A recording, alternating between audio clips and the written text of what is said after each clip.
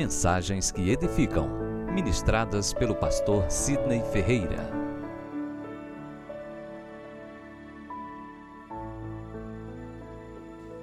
Convidamos a amada igreja a abrir a Bíblia em Êxodo capítulo 20, versículo 5. Gente, o assunto dessa manhã é bastante polêmico. Eu preciso ser sincero, ao ponto de dizer que existem muitas controvérsias. E o nosso objetivo é buscar justamente o equilíbrio. Eu creio no que está escrito em 2 Timóteo capítulo 1, versículo 7, onde diz que Deus não nos deu espírito de covardia, mas espírito de ousadia, amor e de moderância. E eu busco muito da parte de Deus essa moderância, porque os extremos são perigosos. E é justamente no equilíbrio que nós encontramos a sabedoria. Então, a temática dessa manhã é quebrando maldições hereditárias. É um tema até interessante, né? Que nos instiga a conhecer mais sobre essa natureza. Todavia, de antemão, preciso deixar claro que existe em relação a esse tema muito misticismo, e dentro desse misticismo uma série de exageros, condicionando uma vida como se fosse uma espécie de karma, uma casta maldita que persegue o indivíduo por causa dos erros dos seus ancestrais. Então, a gente tem muito cuidado com o misticismo. E outro é o ceticismo. Por vez, eu creio que alguns tentando corrigir um problema cometem outro, que é ignorar uma certa tendência existente. Eu creio em maldição hereditária, não simplesmente porque a Bíblia diz, embora que a Bíblia falando já é suficiente, mas porque eu tive experiências de me deparar com fantasmas que perseguiam os meus ancestrais. Quando eu me converti, eu não me esqueço esse dia, porque muito neófito, eu fui a uma igreja aqui em Paulo Afonso, sentei no último banco, mas literalmente, gente, despretensiosamente, sentei no último banco e fui com o objetivo único de adorar a Deus. E aí tinha um pregador que apresentaram como se ele fosse de São Paulo. Até então não sei o seu nome, não sei nada acerca da sua vida, só que ele pregando, de repente ele interrompe a mensagem, vem ao meu encontro. E eu tinha 2 ou 3 meses, para mim era não só inovador, como assustador, né? E ele diz bem assim: jovem, o espírito de pombagira que levava as mulheres em tuas mãos, eu repreendi, porque te quero santo, ministrando a palavra no meu altar. E aquilo foi muito forte, muito forte. E eu fiz de imediato um retrospecto sobre a minha vida e percebi, né, que meu pai biológico, ele teve 12 filhos e não se sabe ao certo quantas relações ele teve com diversas mulheres. O meu avô, já teve 40 filhos e não se sabe ao certo quantas relações e, evidentemente, diversas mulheres. Vocês conhecem a minha história. É filho de Oswaldo Maciel e neto de Alonso Maciel. E eu percebi ainda no mundão essa certa tendência a caminhar por essa vereda tortuosa, até que a graça de Deus me alcançou e o Senhor foi muito bom para comigo. Então, quando eu ouvi essa palavra, muita coisa assim foi nova, né? Mas eu pude entender o que Deus estava falando. Que a maldição que perseguia o meu avô, que perseguia o meu pai, que era passada de geração para geração, quando chegou em mim, Deus rompeu aquela maldição e iniciou uma nova história. E eu louvo ao Senhor por isso.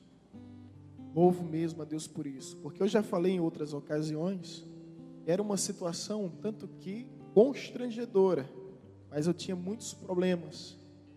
Até que Jesus entrou em minha vida e transformou. E graças ao bom Deus, desde 1º de janeiro de 2001, se bem que antes de ter o encontro com Cristo, o encontro que eu tive com Vanessa, apesar de um bom tempo juntos, já me fez rever alguns conceitos e procurar ser um homem justo, ser um homem decente, ser um homem direito. Mas eu creio na maldição hereditária. Sem misticismo, sem ceticismo, buscando um equilíbrio. E o texto que eu gostaria de compartilhar com os irmãos é justamente esse de Êxodo, capítulo 20, versículo 5. Que diz o seguinte, irmãos, olha só. Não as adorarás, nem lhes darás culto, porque eu sou o Senhor teu Deus, Deus zeloso, que visito a iniquidade dos pais nos filhos até a 3ª e 4ª geração. A minha era a 3ª geração, né? Até a 3ª e 4ª geração daqueles que me aborrecem. E para não ficar somente no versículo 5, porque eu quero aproveitar o ensejo e deixar uma deixa aqui, que a graça de Deus, ela é sempre superior à lei, e que sua misericórdia é sempre superior ao juízo. Deus, ele tem muito mais satisfação em abençoar do que em amaldiçoar. Olha o que o versículo 6 diz. E faço misericórdia até 1000 gerações daqueles que me amam e guardam os meus mandamentos. Lindo isso, né, irmãos? Não é lindo isso? Ou seja, a maldição, ela alcança até a 3ª e 4ª geração.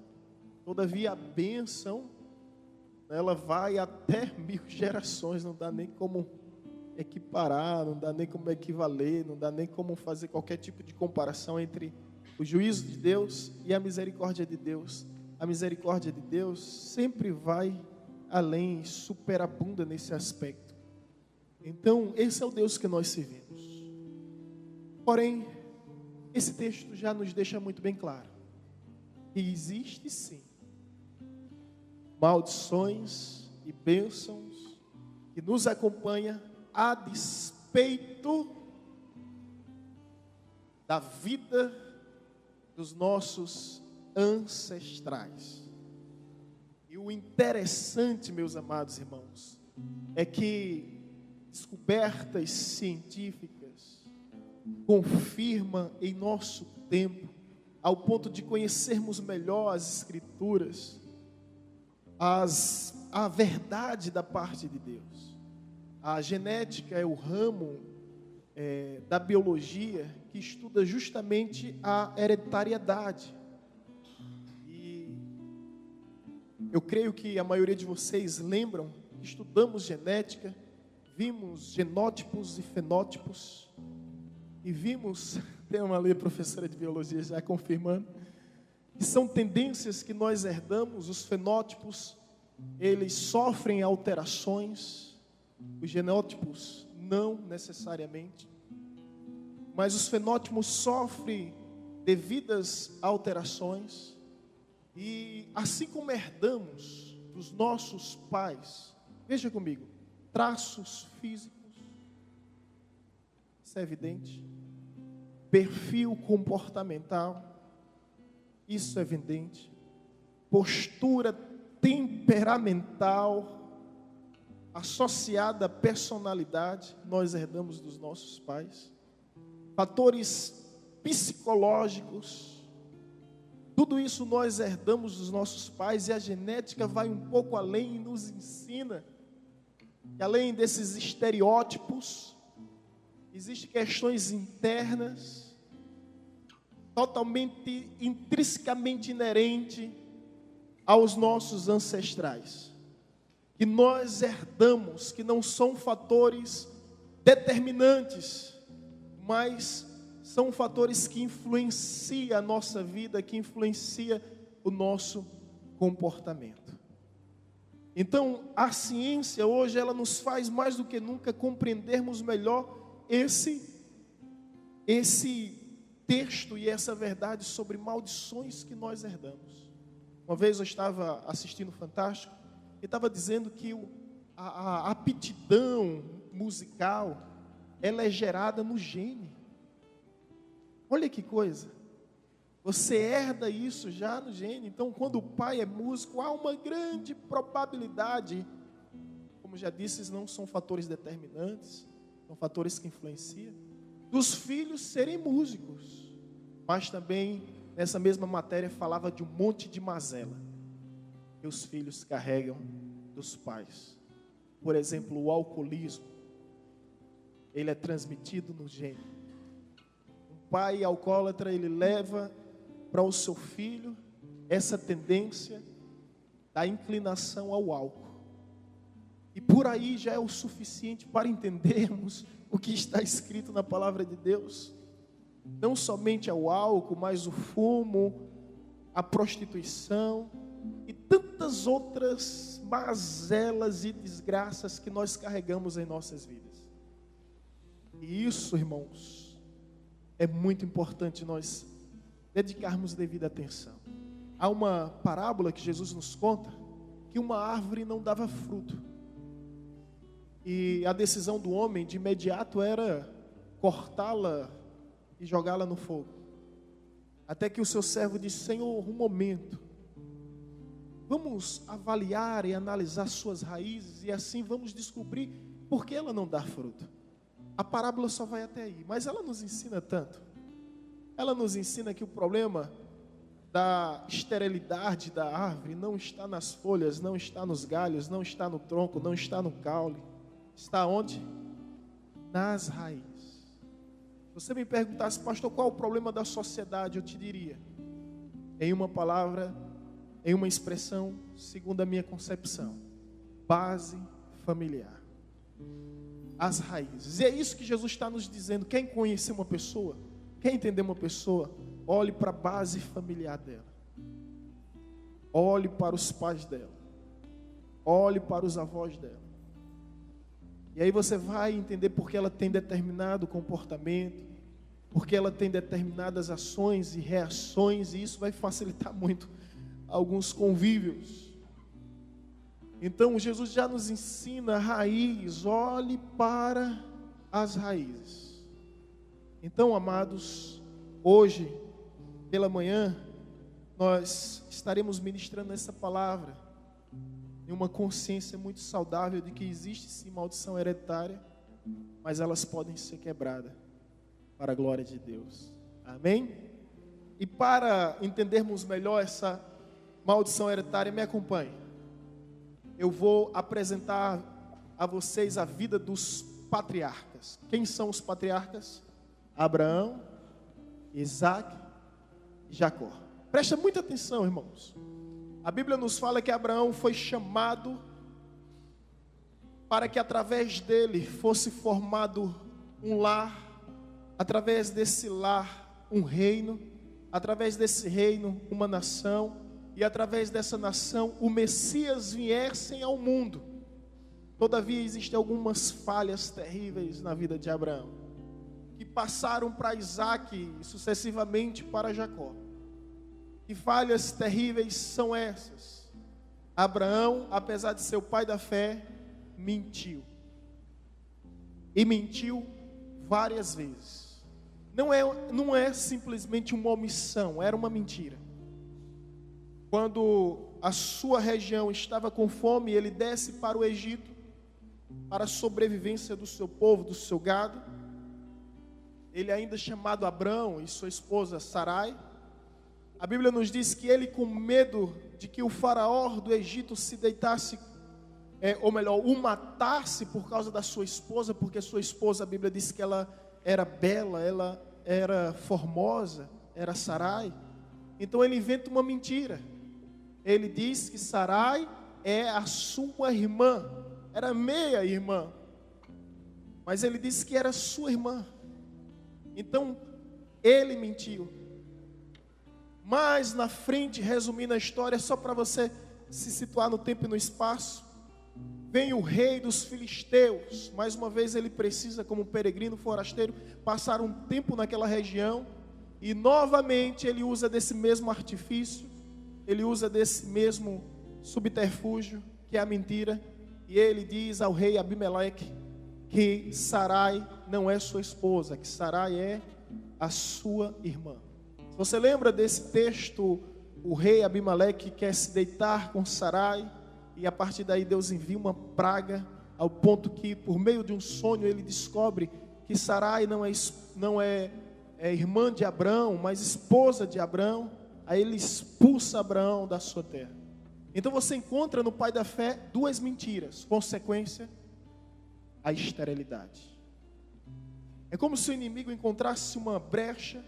Sério, já que ele mentiu, fugiu do trilho, vou lançar essa maldição. E a esterilidade alcança a vida de Sarai ao ponto de que ela não pode dar filhos. Mas o problema de Abrão não fica somente na mentira, vai além. Tenta nos acompanhar, gente, e criar esse gráfico na sua mente, para que você nunca esqueça isso. Vai além porque através de uma proposta indecente, embora que seja legal naquela época, mas indecente porque violava os preceitos divinos sobre a vida de Abraão, Sarai, percebendo que não podia dar filho, faz a proposta de que Abrão se deite com sua escrava, chamada Agar. E ali nasce Ismael. Até que Deus diz: olha, a promessa não foi feita a Agar, a promessa é a sua esposa, Sarai. E depois nasce, através de um milagre divino, porque Sarai já estava avançada de idade, 90 anos, e Abraão com seus 100 anos, nasce Isaac. E aqui é o segundo erro de Abraão. Qual o segundo erro de Abraão? Predileção dos filhos. Explicitamente ele diz: esse aqui é o meu predileto. Esse aqui é o meu escolhido, esse aqui é o meu favorito. Escuta onde a gente vai chegar. E aí vem uma outra guerra, confusão de filhos.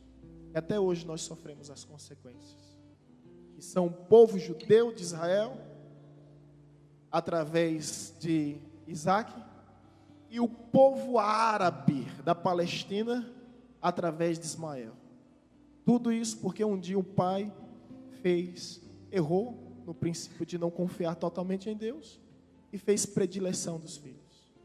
E essa maldição, ela atinge a vida do patriarca, do pai Abraão, homem esse, respeitado em todas as religiões monoteístas, cristianismo, judaísmo e islamismo. Ele é mais conhecido do que Jesus Cristo na cultura islã. Venerado como o pai da fé. Então, irmãos, a maldição atinge por meio da mentira, por meio da predileção dos filhos, trazendo a consequência da esterilidade. Até que Deus intervém e, devido à sua infinita misericórdia, muda essa história. Mas lá na frente nós encontramos Isaac cometendo os mesmos erros. Que erro é esse, pastor? Com o mesmo rei Abimeleque, Isaac usa a mesma estratégia do seu pai. Não aprendeu com os erros do seu pai, pelo contrário, ele comete os erros do seu pai e ele mente, dizendo que Rebeca era a sua irmã e não era a sua esposa.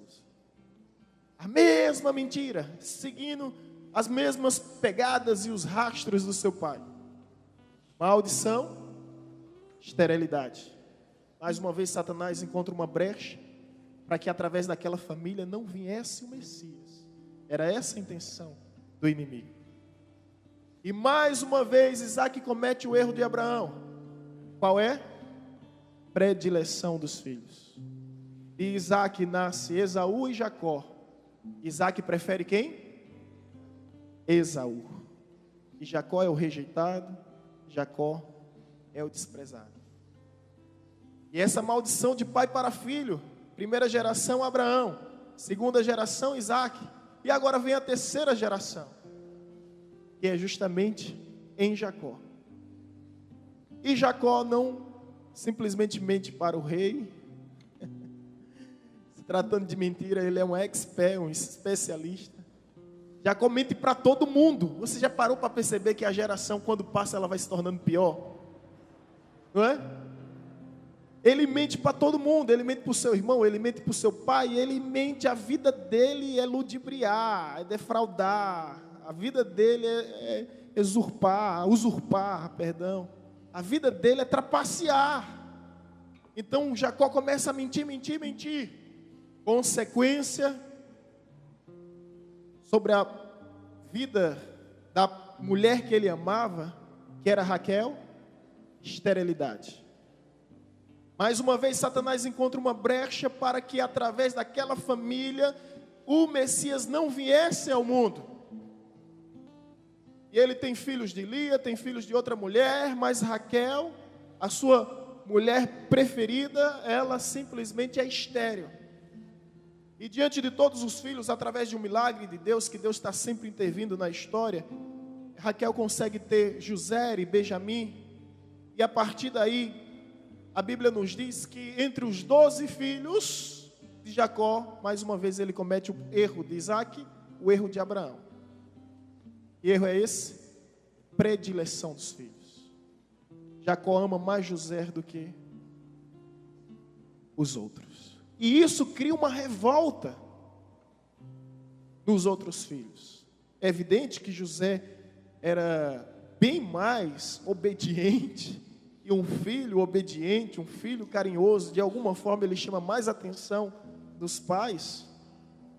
Mas o pai tem que ter a sabedoria de amar todos da mesma forma, ou sequer demonstrar, ou pelo menos demonstrar que ama todos. Minha mãe sempre ensinou isso, algo que ela dava a mim, ela dava ao meu irmão. E eu ficava revoltado, sabe, irmão? Eu tinha 15 anos, o guri tinha 8. Aí se ela comprasse uma roupa para mim, tinha que comprar uma roupa para ele.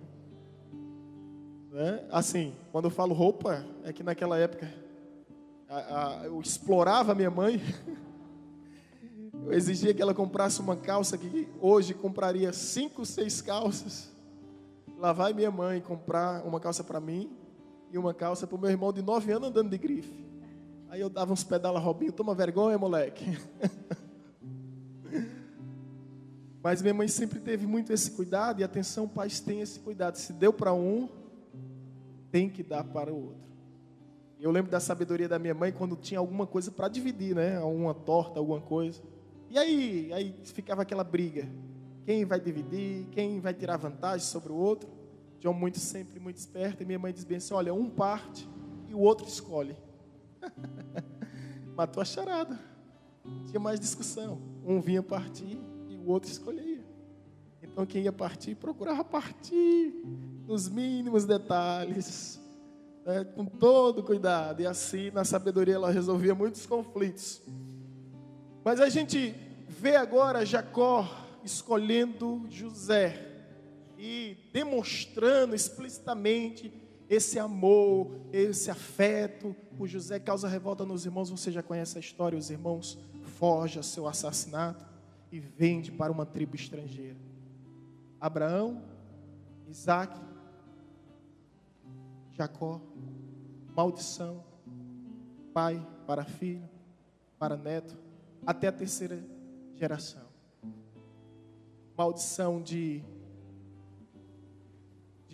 mentira, predileção de filhos, e a maldição da esterilidade como consequência por causa de uma legalidade aberta de Satanás. Não, o Messias não virá através dessa família.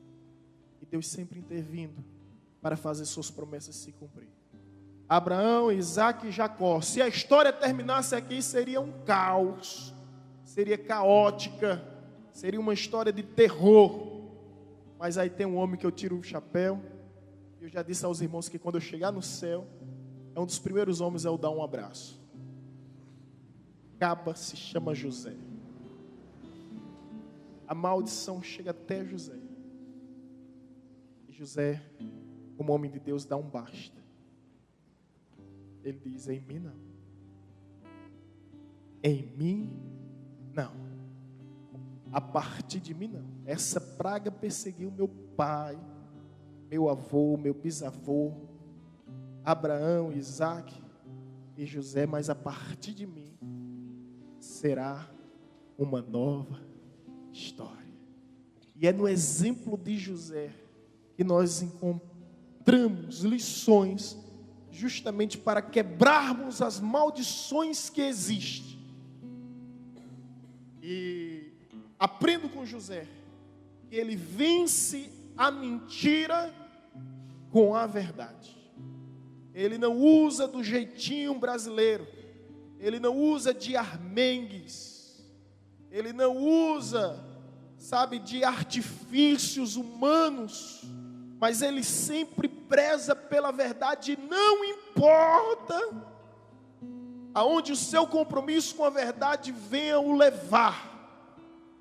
Ele está disposto a tudo pela verdade para viver em paz com sua própria consciência. José é um homem que preza pela verdade.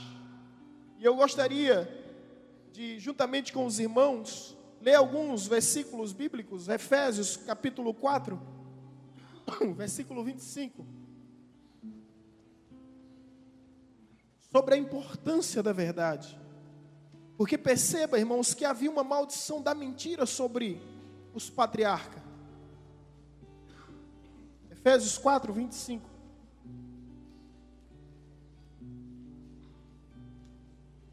E como é que ele vence a mentira? Justamente com a verdade. Eu não sei que praga segue, ou que tipo de maldição segue os seus ancestrais e de repente já chegou lhe a atormentar.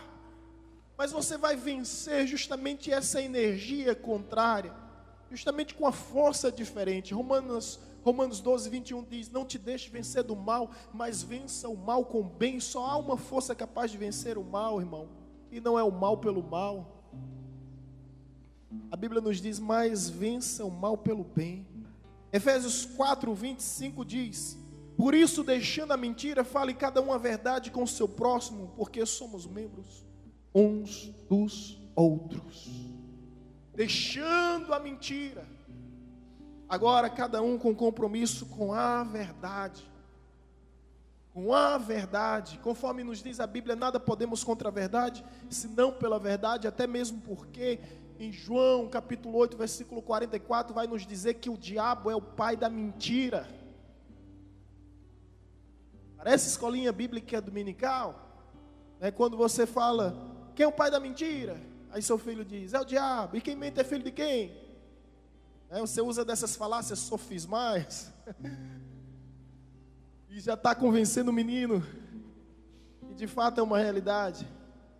O diabo, ele é o pai da mentira e ele começa a encontrar brecha e ilegalidade em uma família através de mentiras. Então o texto nos diz bem claro, deixando a mentira. José deixou a mentira. José teve oportunidades para mentir, diversas, mas ele preferiu a verdade. E sabe algo entre a história de José, que é uma história tão linda, que às vezes eu fico pensando, na nossa linguagem do sertão, matutando. Isso me deixa impressionado, é quando o chefe do cárcere, da prisão, comandante, capitão, seja lá quem for, ele entrega a chave da cadeia na mão de José. A Bíblia diz isso, que a chave da cadeia estava na mão de José. José administrava tudo. Mas o compromisso dele com a verdade é tão grande que ele não ousa infringir. É um homem aliançado com Deus. E essa aliança com Deus faz com que ele venha respeitar os homens. Quando ele é tentado pela mulher formosa, que a Bíblia nos diz que ela era bela, linda, maravilhosa, que é a mulher de Potifar, ele demonstra primeiro sua aliança com Deus. Não posso pecar contra o meu Deus. E segundo, ele demonstra sua aliança com os homens, porque um homem que tem aliança com Deus, ele tem aliança com os homens. Carrego duas alianças aqui. Essa na mão esquerda, que é a aliança do matrimônio, que é uma aliança humana. Mas essa aqui que é o anel da minha formatura de teologia, que é uma aliança já que eu vejo como divina, uma aliança com os homens, uma aliança com Deus. Para que nós nunca venhamos esquecer que o homem que tem aliança com Deus, ele tem aliança com os homens. E José, mesmo vivendo 400 anos antes da lei ser entregue a Moisés, em uma época que não havia lei explícita sobre o adultério, sobre a relação extraconjugal, e ele poderia dar uma desperto, aproveitar a situação, já que Potifar tinha confiado em tudo em suas mãos. De repente poderia se deitar com sua esposa, mas mesmo sem existir lei, mas a lei de Deus, conforme diz em Romanos, ela é cravada no nosso coração, e ele diz: pecaria eu contra o Senhor, contra o meu Deus e contra o meu Senhor? É esse homem que preza sempre pela verdade.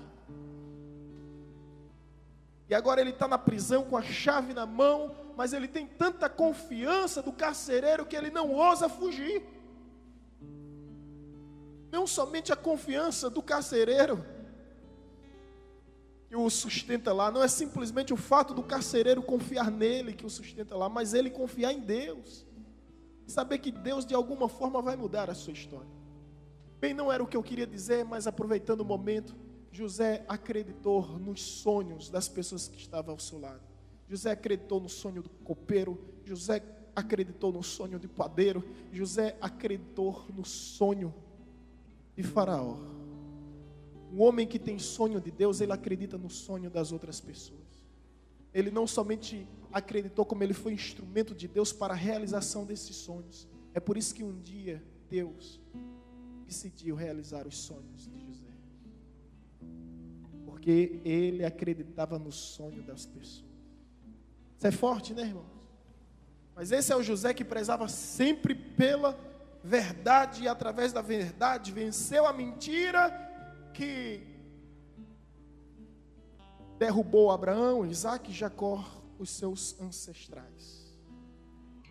E agora, não somente a verdade em José, como também a justiça.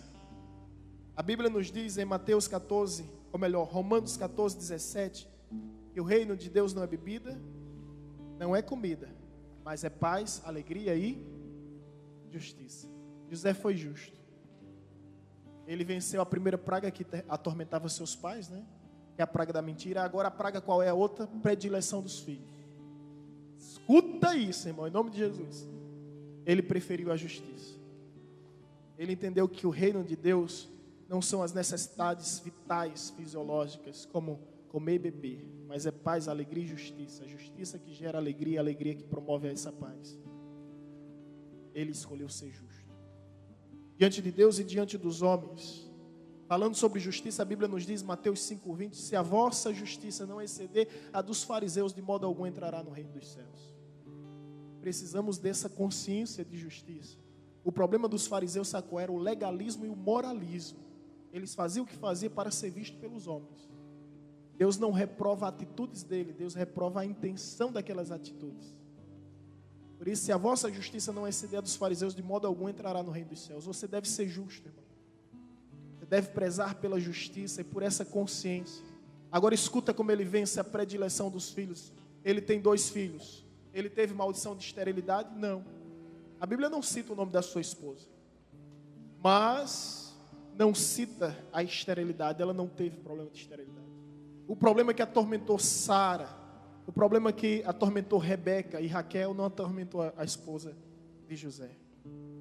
E agora ele tem 2 filhos. Ele chama os 2 filhos de, o primeiro Manassés, cujo sentido do nome é esquecimento, e o segundo Efraim, cujo sentido é prosperidade. Ao ter os 2 filhos, ele diz: Deus me fez esquecer o mal que me fizeram, e Deus me fez prosperar diante de todo o mal que me realizaram. Olha que homem, que consciência, né? Eu não tenho tempo devido para falar sobre a vida de José, os maiores detalhes, mas quero ao menos ensinar aqui, ou melhor, perpassar para os irmãos como ele venceu a predileção. Quando Jacó vem visitar, traz os irmãos, e aquela cena maravilhosa do perdão, linda, um dos episódios mais comoventes e emocionantes da Bíblia. E ele simplesmente abre o seu coração, perdoa sem mágoa, sem ressentimento, sem hesitações, sem titubear, sem pestanejar, simplesmente rasga o seu peito, simplesmente derrama a sua alma e diz: eu perdoo porque eu entendo que Deus permitiu que assim fosse, e se foi assim, é porque Deus quis. Agora escuta, quando Jacó presta a morrer, vai abençoar os filhos. Lá vem Jacó novamente. Já vem Jacó com sua malandragem. José o interrompe. Pai, não, pai. Esse aqui é o primogênito. Agora Jacó teve a direção de Deus. Que assim seja, meu filho. Mas o que chama a minha atenção foi a atitude de José.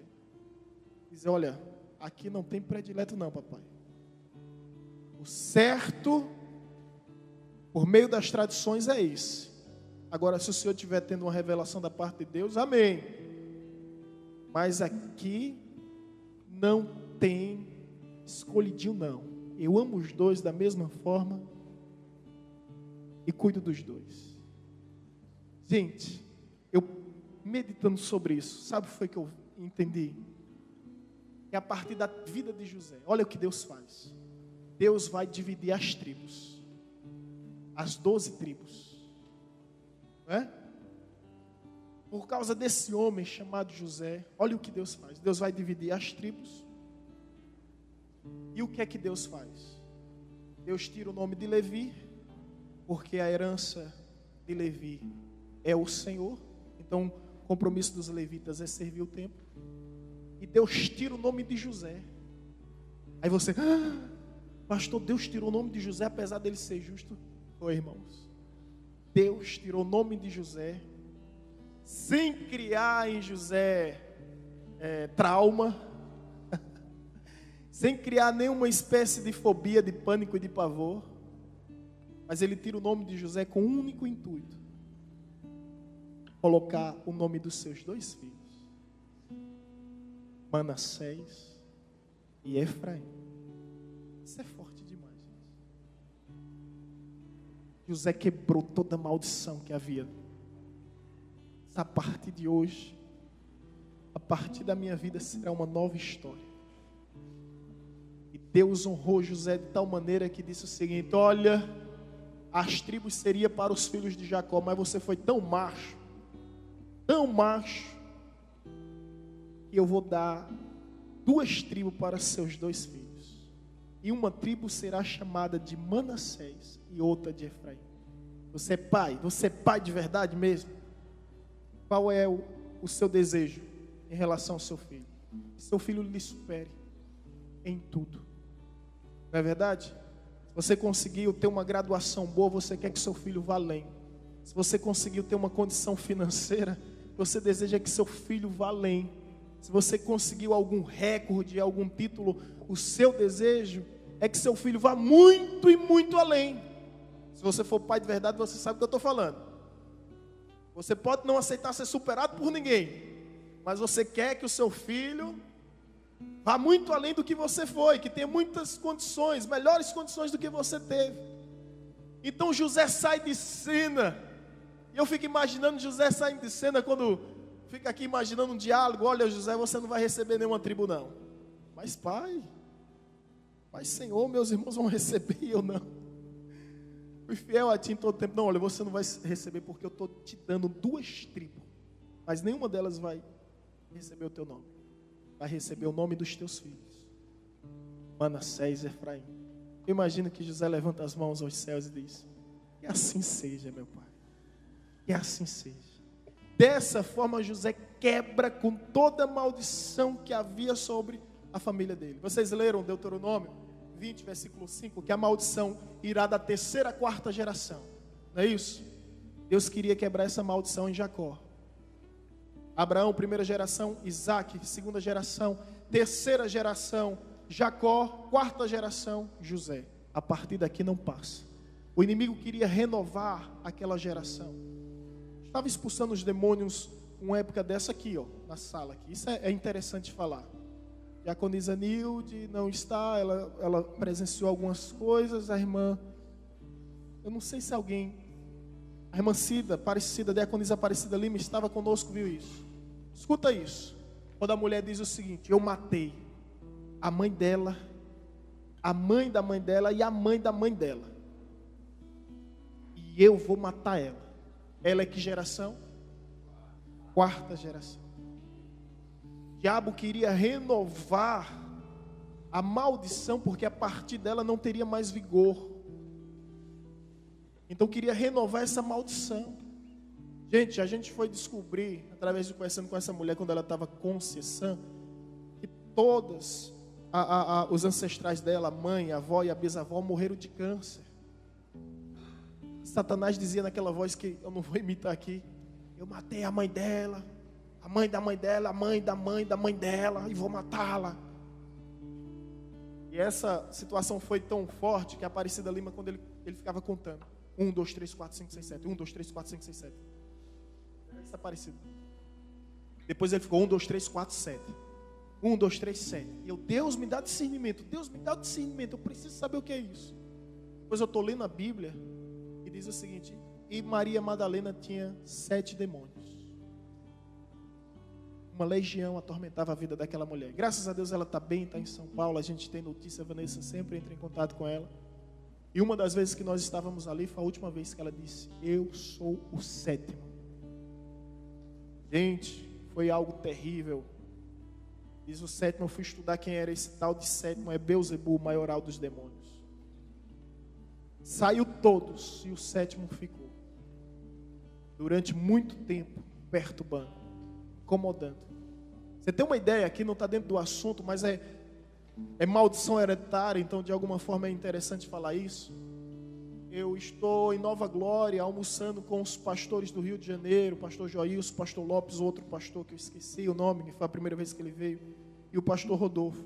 Então me liga: pastor, ela está possessa, ela está na casa dela, ela pegou uma cadeira 11 horas do dia, colocou no muro e está lá naquele sol quente do sertão de Paulo Afonso, que chega a 36 graus, e ela estava lá, e a irmã dela com muito sacrifício conseguiu tirar e colocar ela dentro de casa. Ela estava de bruço. Quando a gente expulsava demônio aqui, eu tinha dito que iria orar na casa dela, porque Deus já mostrava alguma coisa errada, e ela disse: na minha casa você não entra, com aquela voz horrível.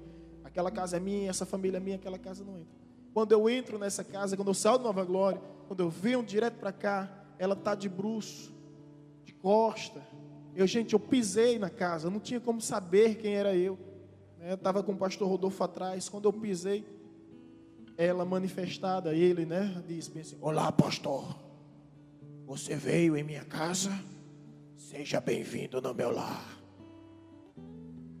seu pastorzinho de merda. Desse jeito. Gente, que eu fui pastor com 23 anos. 23 anos. Hoje eu tenho 35, faz 12 anos. Esses dias, poeta, profeta e pastor, que eu chamo ele fotógrafo, Ele: você ainda é o pastor mais novo da cidade? Eu disse: eu não sei. Ele disse: eu acho que é. 12 anos já se passaram. Mas Satanás sabe que quando eu assumi a igreja, tinha um irmão muito influente que hoje não está, infelizmente se desviou. E eles pensaram: esse pastorzinho aí, não dou 3 meses. E aquilo me incomodou. Pastorzinho, não deu 3 meses. Aí Satanás é tão astuto que ele vai lá no nosso subconsciente, aí ele relembra aquilo que nós queremos esquecer. Pastorzinho de merda. Eita, só rindo mesmo. Nós repreendemos, a cena foi tão forte que ela se rastejava no chão, gente. E graças a Deus ela saiu daqui curada, sarada. Os irmãos oraram, a igreja, a casta de demônios que só sai com jejum e oração. E ali a igreja entrou numa batalha espiritual por aquela vida. E louvado seja Deus. E toda semana a Vanessa entra em contato com ela. E ela nunca mais sequer teve problemas. Você sabe o que é você acordar de madrugada e ver crianças sentadas no sofá? Ver anciãos conversando? Era a vida dela. Você acordar com barulho, objetos se moverem, era a vida dela. Ver pessoas se suicidando no quintal da casa, uma árvore lá. Ela disse: pastor, eu estou ficando louca, estou ficando maluca. Deus foi bom, Deus libertou. Mas eu estou falando isso porque até a 4ª geração, Satanás queria matá-la. E a partir dela renovar uma outra aliança. Isso porque, gente, detalhe, a mãe dela serviu a Satanás, a bisavó dela serviu a Satanás, a tataravó dela serviu a Satanás, e ela disse: eu não vou servir, eu prefiro morrer do que servir. Foi essa escolha que ela fez, e eu creio que a partir dessa decisão Deus fará uma nova história em sua vida, não tenho dúvida. Gente, essa aqui é a maldição hereditária. Olha alguns textos que eu pretendo ler com os irmãos, por gentileza. Abra a Bíblia comigo em Levítico, capítulo 26. E no final eu quero orar para que, se há algum vício, se há algum hábito, se há alguma doença, algum mal que te atormenta, caia por terra em nome de Jesus. Levítico 26, 39 e 42.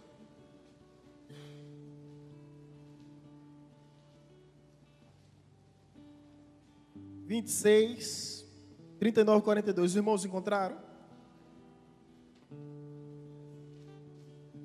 Olha o que Deus diz: aquele que dentre vós ficarem serão consumidos pela sua iniquidade nas terras dos vossos inimigos, e pela iniquidade dos seus pais com eles serão consumidos.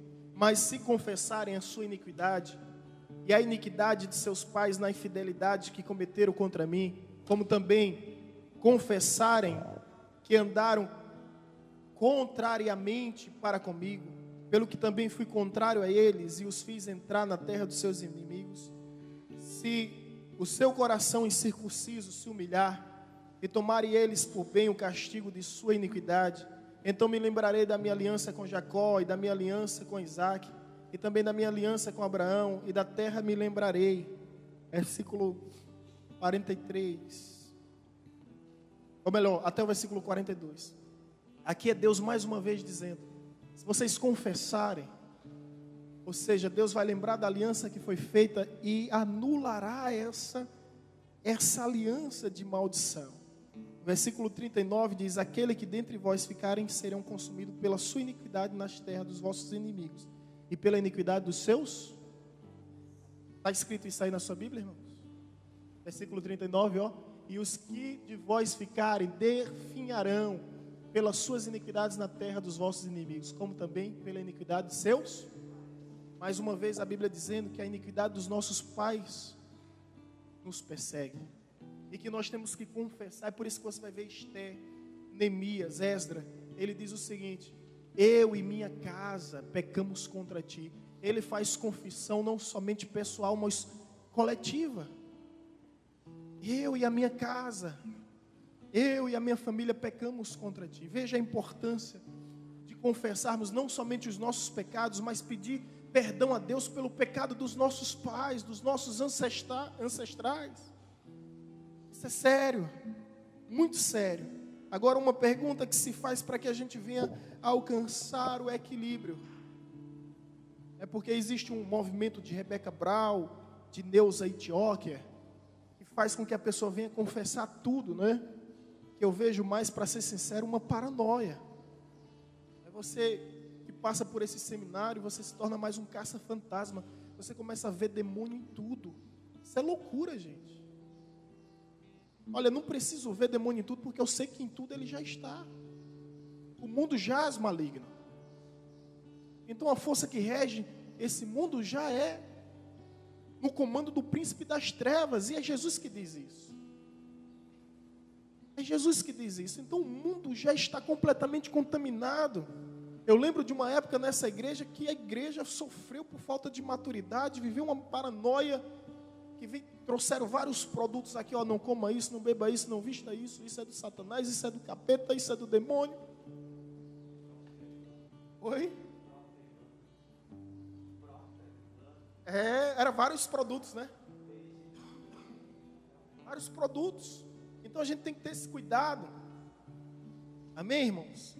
Para não vivermos nessa paranoia, porque, gente, a Bíblia nos diz que a partir da consagração foi santificado, e se o Espírito Santo habita dentro de você, olhe, você não é o prejudicado, você é o prejudicante. Lembra aqui de um irmão chamado Marcelo, que foi vice-moderador dessa igreja. Ele vai comer um acarajé num lugar. Moça, por favor, me dê um acarajé. A mulher fica manifesta e diz: a você eu não vendo.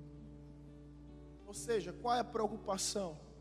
Quem tem que se preocupar, o inimigo, não é a gente. Desde que, detalhe, a gente esteja em consagração a Deus. Não somos nós os prejudicados. Nós somos os prejudicando, nós que prejudicamos. Você que é agente de mudança, você que é agente de transformação. Vocês estão conseguindo me entender? Vanessa faz a feira, ela coloca todos os alimentos na cozinha e ela ali faz a oração. Pai, nós consagramos, te agradecendo pelas condições que o Senhor nos concede de adquirirmos esse alimento e desde já eliminamos todo o mal e te rendemos graça em Cristo Jesus. Amém. Agora imagine se ela for comprar um produto e disser, será que esse é consagrado a Satanás? Deixa eu entrar na internet para saber. E digamos que o produto não seja consagrado a Satanás, mas o dono do supermercado erra e tudo que ele compra ele apresenta como oferenda. É complicado. Então a Bíblia diz, não pergunte por questão de consciência. E entenda que maior é o que está em nós do que o que há no mundo. Não faça por questão de escândalo. Eu já disse isso aqui várias vezes, e isso é uma coisa que eu sempre disse. Mas, meu irmão, se eu estiver passando dificuldade, necessidade, de repente passar por uma encruzilhada, encontrar um pão, encontrar uma bolacha, encontrar um doce, a bebida não, a bebida a gente joga fora. Mas encontrar um frangozinho lá, rapaz, eu vou levantar a mão para o céu e dizer, Deus, muito obrigado por esse alimento. Consagro a Ti, em nome de Jesus. Amém. Maior o que está em nós do que o que há no mundo. A gente não está aqui subestimando o inimigo, mas não devemos de modo algum superestimá-lo. E talvez esse seja o nosso grande erro. De não acreditar que a bênção que está em nós é maior. Isso eu falo para quem está em Cristo. Então, é importante esse equilíbrio para que a gente não viva na paranoia de algumas igrejas que começaram a fazer uma anamnésia. Você dançou quadrilha? Dancei. Então peça perdão a Deus por ter dançado quadrilha. Né? Coisas desse tipo, né? Que a quadrilha é maldita, é amaldiçoada. Então você ficava tendo uma espécie de regressão. Quando a Bíblia diz, se alguém está em Cristo Jesus, as coisas velhas se passaram, tudo se fez novo. Amém, irmãos? Tudo se fez novo, tudo novo se fez. Então não é ficar voltando ao passado, isso é perigoso. Muito perigoso, porque eu conheci uma jovem. Eu pedi autorização para citar o nome dela, mas ela não deu. Isso em 2008.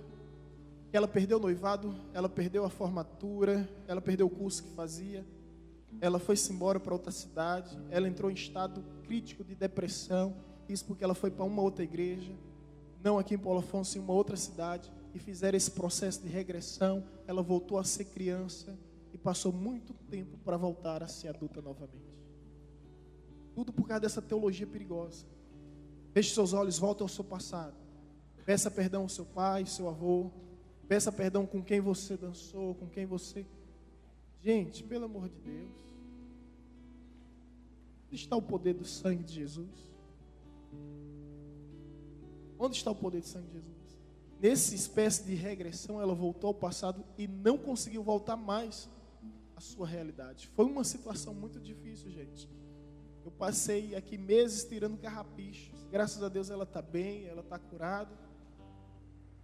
E Deus mudou novamente a sua vida, mas ela teve uma perca grande. E eu falo desse exemplo, mas quem viveu esse movimento sabe que muitas igrejas ficaram feridas por isso. Então a gente vai falar aqui sobre maldição hereditária, estamos falando com muita cautela. E agora, para buscar o equilíbrio, para que venhamos encerrar o assunto em paz, eu queria que os irmãos abrissem em Ezequiel capítulo 18. Eu preciso ler isso, tá, gente? Para que haja um equilíbrio e que ninguém saia daqui como caçadores de fantasmas. Ezequiel capítulo 18, versículo 4.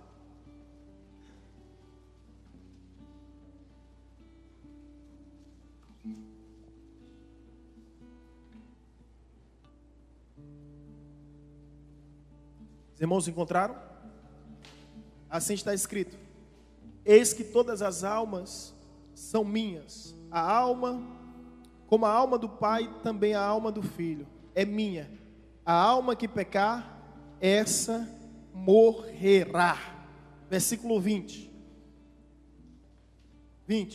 A alma que pecar, essa morrerá. O filho não levará a iniquidade do pai, nem o pai a iniquidade do filho.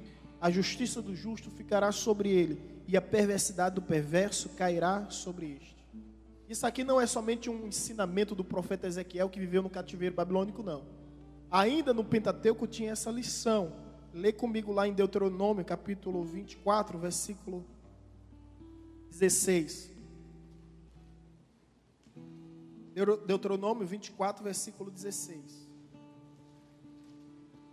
Estamos buscando um equilíbrio agora, tá? 24, 16. Amém? Os pais não serão mortos em lugar dos filhos, nem os filhos em lugar dos pais. Cada qual será morto pelo seu pecado. Buscando equilíbrio. Deixa eu só dar uma pausa aqui que tem outro versículo para eu ler. Isso aqui é importante, irmãos, para que ninguém saia daqui numa paranoia. Ah, meu pai é alcoólatra, meu avô é alcoólatra, então eu tenho que ser alcoólatra. De repente alguém pode pensar, e era tudo que queria para a sua vida, um álibi, né? Meu pai era prostituto, meu avô era prostituto, então eu tenho que ser prostituto. Está amarrado em nome de Jesus. Quando a gente fala de maldição hereditária, deixando muito bem claro, não é que você esteja fadado a cometer os erros dos seus pais, é que você está propenso. Isso jamais será um fator determinante em sua vida. A escolha sempre será sua. Se o pecado de Abraão atingiu Isaac, é porque Isaac deu lugar. Se o pecado de Isaac atingiu Jacó, é porque Jacó deu lugar. E se o pecado de Abraão, Isaac e Jacó não atingiu José, é porque José não deu lugar.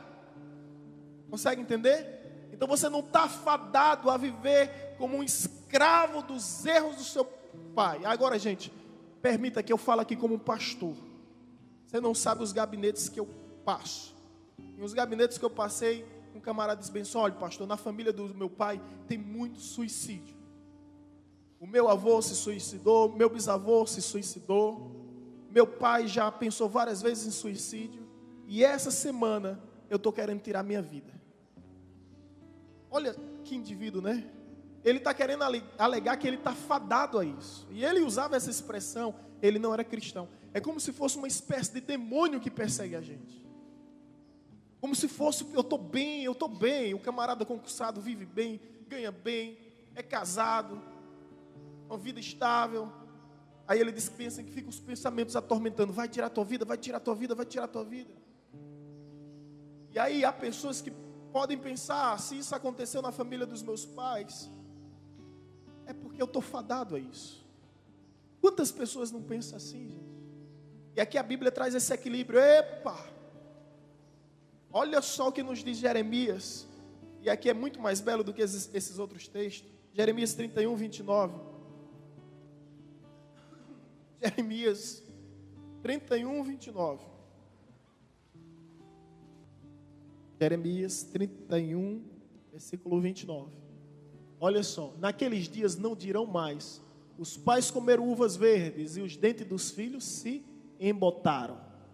Próximo, versículo 30. Pelo contrário, cada um morrerá pela sua própria iniquidade. De todo homem que comer uvas verdes é que os dentes se embotarão. Conseguiu entender? Eu não estou fadado a viver essa karma que parece mais, essa karma dessa casta. Por isso que existe a teoria da reencarnação. Justamente por esse motivo que você vai ter que se redimir perante os erros que você cometeu em outras vidas. Estou fadado a isso. Pelo contrário, eu estou propenso, mas no final de tudo, quem decide sou eu. Agora, eu creio na maldição hereditária, não como um fatalismo determinante, mas como uma probabilidade tendenciosa, onde todos nós estamos propensos. Eu creio na maldição hereditária, por exemplo, para quem não aceitou Jesus como Senhor e Salvador. Essa maldição hereditária, ela existe. E ela vai te perseguir, ela vai te atormentar. você não entregou sua vida a Deus, você já nasce com ela. E aí, meu amigo, ela vai lhe perseguir até o momento que você tiver um encontro com Cristo. Quando você tiver um encontro com Cristo, olha o que a Bíblia diz que acontece. Efésios capítulo 1, versículo 3. Por gentileza, a projeção, vamos nos ajudar aí para adiantarmos. Efésios capítulo 1, versículo 3. Olha só. Bendito seja o Deus de Pai de nosso Senhor Jesus Cristo, o qual nos abençoou com todas as bênçãos espirituais nas regiões celestes em Cristo. Gente, primeiro detalhe, em Cristo você já é abençoado. Amém? Em Cristo você já é abençoado. Você não será abençoado, você já é. Olha só, bendito seja o Deus e Pai de nosso Senhor Jesus Cristo, o qual nos abençoou com todas as, em outra versão diz, toda sorte de bênção nas regiões celestes. Então em Cristo você já é abençoado. E por que em Cristo você já é abençoado? Gálatas capítulo 3, versículo 13. Porque Cristo, Ele assumiu o teu lugar. Olha o que nos diz Gálatas 3, 13. Cristo nos resgatou da maldição da lei, fazendo-se maldição por nós, porque está escrito: maldito todo aquele que for pendurado no madeiro. A maldição hereditária que atormentava a tua vida, Cristo cravou ela no madeiro. Ela está na cruz do Calvário. Ela já não tem mais efeito sobre a sua vida. Cristo nos resgatou da maldição da lei, fazendo-se maldição em nosso lugar. Ele se tornou maldito para que nós viéssemos nos tornar bendito de Deus. Então Ele morreu pelos nossos pecados, Ele morreu por toda maldição, Ele morreu por toda praga, para que ela não viesse mais nos afetar, para que ela não viesse mais nos atingir. Então, meu irmão, eu acredito sim que a pessoa em Cristo, ela está isenta, ela está livre de todo mal. Agora, um cristão, em Cristo, ele tem que estar o quê? Vigilante, né, gente? Em plena consagração. Por isso que a Bíblia diz: não deis brecha ao diabo. Venhamos e convenhamos, você já notou algumas observações que eu faço? A pessoa tem problema de alcoolismo, ela se converte, mas se ela se desviar, o problema de alcoolismo se torna bem maior. Agora é problema de drogas, é problema de tráfico. Você já percebeu isso? É bíblico. A Bíblia diz que todos já nascemos com um demônio perseguindo a nossa vida. Aí vem Jesus, que é o valente, amarra, e o demônio fica rodeando a casa. E se ele encontrar lugar, se ele encontrar brecha, ele não somente vem, como chama mais 7. E aí você passa a ter 8 demônios. 8 demônios. Olha que situação. De um você passa a ter 8. Se encontrar brecha na sua vida. Outro detalhe. Jesus olha para um homem que estava enfermo e diz: vá em paz e não peques mais, para que não te suceda o pior.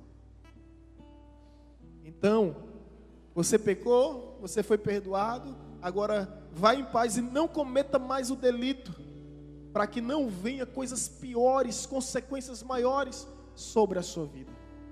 Os irmãos estão entendendo? Para que não venha coisas piores. Então, meus irmãos, toda cautela. Se você é cristão, verdadeiro, nascido de novo, toda prudência. E aqui eu queria encerrar esse assunto lendo somente um versículo, Romanos 5,12.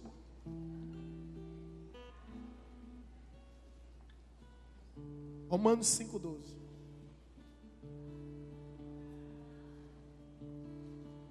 Escuta. Portanto, assim como por um homem, portanto, assim como por um só homem entrou o pecado no mundo, e pelo pecado a morte, assim também a morte passou a todos os homens, porque todos pecaram. Escuta isso. A Bíblia nos apresenta aqui Adão, e apresenta também Jesus. Portanto, assim como por um só homem entrou o pecado no mundo, e o pecado a morte, assim também a morte passou a todos os homens, porque todos pecaram. Em algum momento vai dizer que todos tiveram acesso à vida por causa de Cristo Jesus. O que nós queremos dizer aqui é que o primeiro Adão foi representante de uma classe de pessoas. O segundo Adão foi representante de uma outra classe de pessoas. O que nós queremos dizer aqui é que você é representante de uma classe de pessoas. Isso é forte, irmãos. Porque você é responsável por uma geração que ainda virá. E hoje você tem a oportunidade de determinar se o que há de acompanhar essa geração que ainda virá através da sua posteridade será vida ou morte, será bênção ou maldição.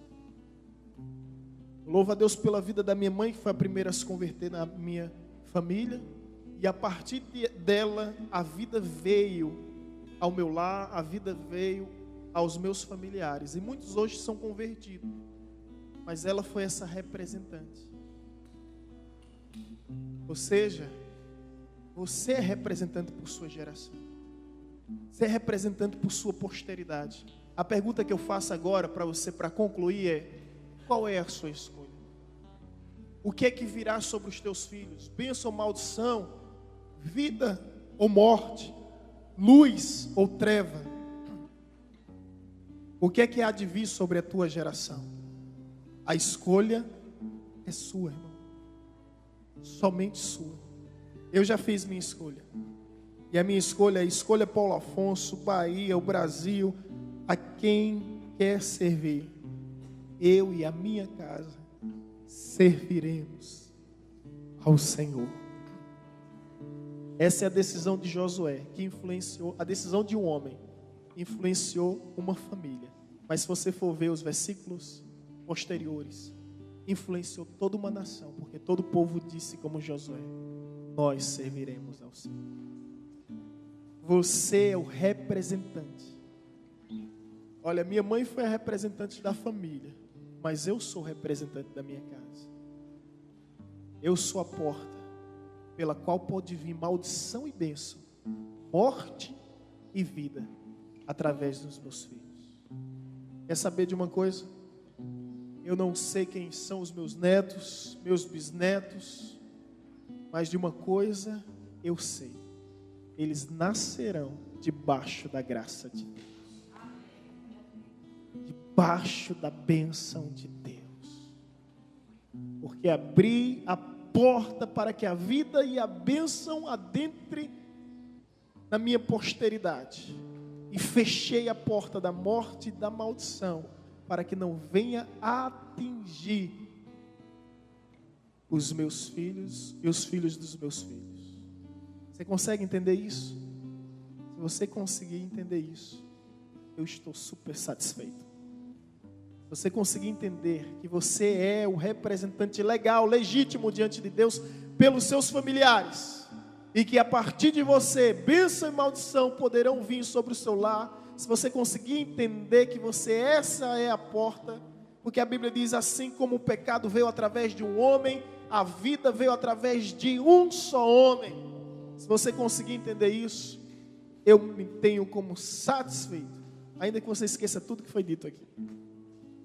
Se pelo menos essa mensagem alcançou o objetivo de despertar a sua consciência e a sua atenção para a responsabilidade de ser representante do seu lar, da sua casa, da sua família, de ser instrumento de bênção, de paz, de vida, eu me tenho como satisfeito.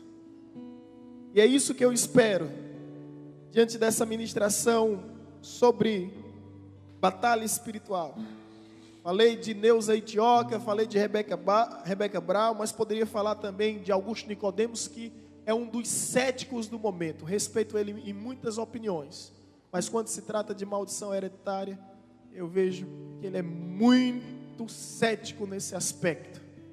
Talvez porque tenha nascido numa família cristã, talvez porque não tenha sofrido com os instintos, com os fantasmas e assombrações daqueles que sofreram por não ter nascido num lar cristão. Quem aqui nasceu em um lar cristão? Somente quem nasceu em um lar cristão. Pronto, 6 pessoas aqui. Graças a Deus não conhece. Mas nós que não nascemos num lar cristão sabemos o que é isso. A Bíblia diz que nós somos tentados segundo a nossa concupiscência. E isso nos perturba, nos incomoda. As assombrações das lembranças, o pesadelo das experiências nos incomoda. Uma hora ou outra, como diz Armando Filho, o velho homem, lembranças do passado. Como é que diz essa canção? Lembranças do passado vêm querendo me fazer parar. Gente, vocês aí, vocês não sabem o que é isso. Graças a Deus, eu queria ser como vocês. Queria ser como vocês.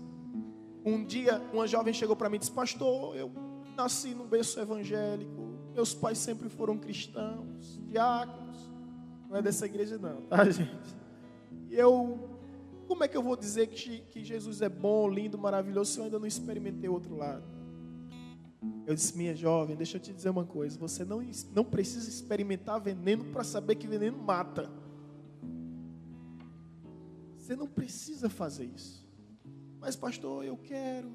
Ela foi, Vanessa, missionária Vanessa sabe dessa história. Já faz 10 anos ela não voltou ainda.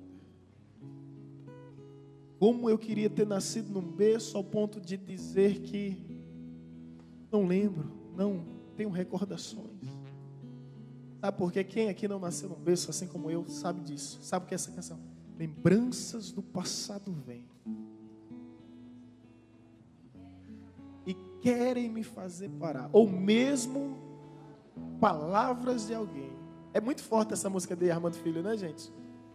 E agora eu vou te dizer, essas lembranças não vêm somente quando você está acordado. Será que só sou eu? Quem aqui tem sonho não sendo crente? De vez em quando eu tenho uns sonhos que eu não sou crente, estou batendo nos outros, dando empurrão, jogando bola, fui dar uma voadora no rapaz. Está amarrado, Jesus? Às vezes eu estou dormindo e vejo uns pesadelos de que eu não sou crente. Sonhando empinando moto, gente. Vocês sabem a história que eu caí de moto fazendo pega a 120 km por hora, 4 viaturas atrás de mim. Quebrei o braço, o cano da moto ficou por cima do meu pescoço. Foi uma loucura. Fiquei mal e muitos pensavam que eu tinha até morrido da forma que foi o acidente. E eu estava fazendo isso. Às vezes vem esses negócios, você não sabe o que é isso. Lembranças do passado vêm e querem me fazer parar. Em suma, enfim, nós não temos como voltar atrás e mudar o que aconteceu, mas nós podemos hoje, a partir de agora, escolher em Cristo, construir uma nova história para os nossos filhos. Perguntaram: pastor, Sarinha e Gabriel vão ser pastores? Eu disse: não sei. Vão ser missionários? Eu disse: também não sei. Embora os dois foram consagrados ainda na madre. Antes da madre já foram consagrados. Porque a nossa oração era: Senhor, se não for para ser teu, que não seja nosso. Nós não queremos ter o prazer de possuir um filho e ao mesmo tempo o pesar de perdê-lo para o mundo. Então foi tudo consagrado a Deus. O pastor vai ser pastores? Não sei. Vai ser missionários? Não sei. Aí a pessoa já estava assim, expressão de espanto. Mas uma coisa eu sei: vão ser crente. Vão ser crente. Pastor, como é que você tem essa certeza? Salmo 127 diz: como flecha na mão do arqueiro, assim são os filhos da vossa mocidade. Ou seja, somos nós que determinamos o alvo do nosso filho. E eu escolhi que o alvo dos nossos filhos fossem Cristo Jesus. Esse é o alvo. Como flechas na mão do arqueiro, assim são os filhos da vossa mocidade. Então o alvo é Cristo. Eu estou pegando Sara e Gabriel como uma flecha, apontando sempre para Cristo. Sempre para Cristo. Gente, eu e minha esposa comentamos muito isso. A gente procura encher esses meninos de Deus o tempo todo. De Deus o tempo todo. Ontem eu fui para o aniversário do cunhado do meu cunhado, né? Aí eu tô com os meninos, sabe para onde é que eu passo? Em frente ao cemitério. Sabe o que é que eu faço? Entro. Vanessa, você é doido, você é maluco? Eu passo lá e dispenso: olha, aqui é onde ficam as pessoas que morreram. E o pior é que as pessoas que morreram sem Deus, elas não vão para o céu, viu? Elas vão para o céu, elas vão para o inferno. Gabriel tem 4 anos. Isso foi ontem. Vanessa, Sara tem 2 anos. Vanessa, você é doido? Eu disse, eu já estou dizendo como é que as coisas funcionam. Você é doido, já estou dizendo como as coisas funcionam, de uma forma muito prática, para que eles nunca venham esquecer. A Bíblia nos diz, ensina a criança o caminho do qual deve andar. Quando ela crescer, não se afastará dele. Deixa eu concluir aqui dizendo o seguinte. Eu quero agradecer aos pais que aqui estão. Eu não quero agradecer, eu quero honrá-los por trazer seus filhos para a igreja. Melhor ainda, por vir com eles. Permitir que eles venham com você. Porque os maiores pregadores da história, os maiores missionários da história, as maiores lideranças cristãs da história, elas nasceram justamente ali, desses encontros da escola bíblica dominical. Quero louvar a Deus por vocês que estão preparando a próxima geração, porque essa geração passará.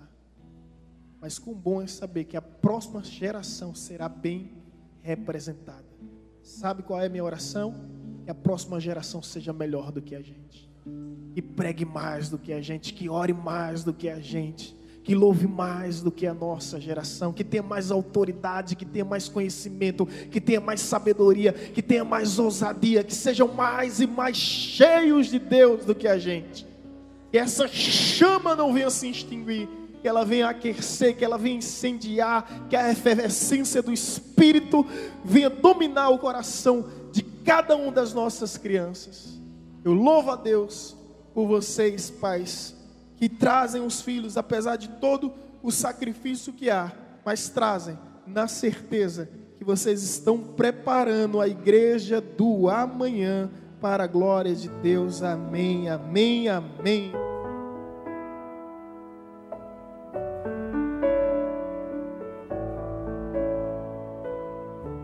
Você acabou de ouvir uma mensagem ministrada pelo pastor Sidney Ferreira, da Igreja Batista Evangelizadora.